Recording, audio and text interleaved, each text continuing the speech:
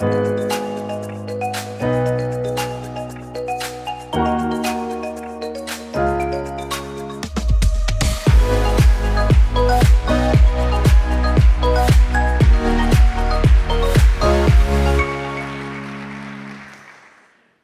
you remember how easy it was to make friends when we were kids?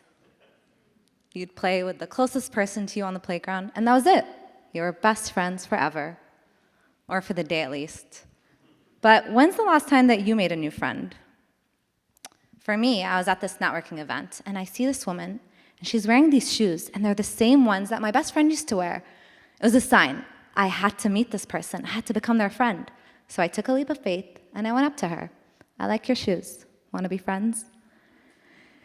And friendships really are, taking a leap of faith. And especially, considering how busy we all are, friendships sometimes, they take a back seat to all these other relationships that are part of our lives. You're always in the middle of one plan, trying to make another one. And for me, I really want to make friendships more of a priority and try to learn from kids on why it comes so naturally to them. I lived in one place for a really long time, but then I moved to 3 cities in 3 years. So I had to learn how to make friends really fast, and this is what I learned. So first, what is a friend? A friend is someone that you enjoy spending time with, someone that you like, someone that you can enjoy talking to. And the average American claims that they have 5 friends, but the last friend that they made was 5 years ago. And it could have been when you were a kid. So making friends as a kid was very simple, and you could tell how hard it's gotten when you compare birthday invites from when you were 8 to now. Can you imagine inviting like 60 people to your birthday this year? And when you were a teenager, it was about support and intimacy because no one else understood you at that age. And then if you were privileged enough to go to college, that's when you went out with your friends to find yourself or find a future partner. And then in your mid-20s, maybe you found that future partner and stopped seeing your friends. But really, friendships, or just at least your personal network, could peak at the age of 25, and your priorities change as you enter your 30s. Your wedding could be like an expensive way to tell your friends, I'm not going to see you for a little bit. But something changes in your life at some point. You move to a new city, like I did. What do? Don't go to a networking event.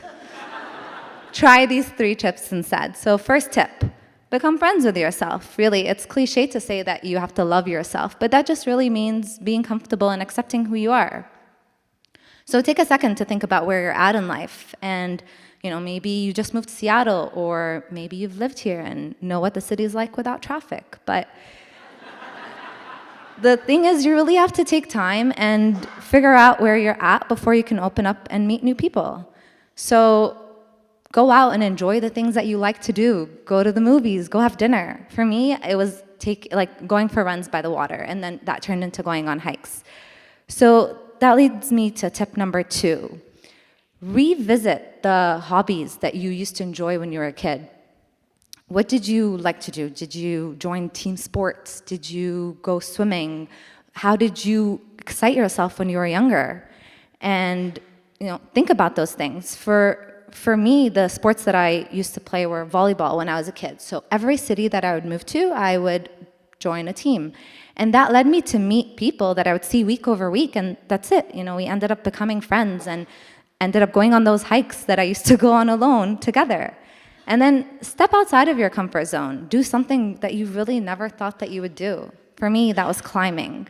I grew up in the desert, so climbing mountains was not something I ever thought that I would do, but I ended up meeting really cool people that are open to trying new things.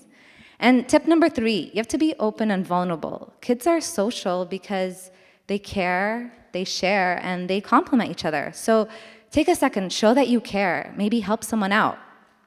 And kids, they're taught to share. And so invite an acquaintance over for dinner someday. There's actually a friend of mine who's here. When I first met her, she invited me to a murder mystery dinner at her place. I was shocked. Someone in Seattle was inviting me to their home. But she's a friend and she's here today, so that's great. And lastly, compliment other people. I mean, it gives you like a positivity boost, and if you're genuine and authentic about it, it builds trust. And everyone likes to hear nice things about themselves. So what happened to the woman whose shoes that I liked. Are we best friends now? No. But I ended up putting myself out there, and I met really, really cool people who are sitting here tonight. So thank you.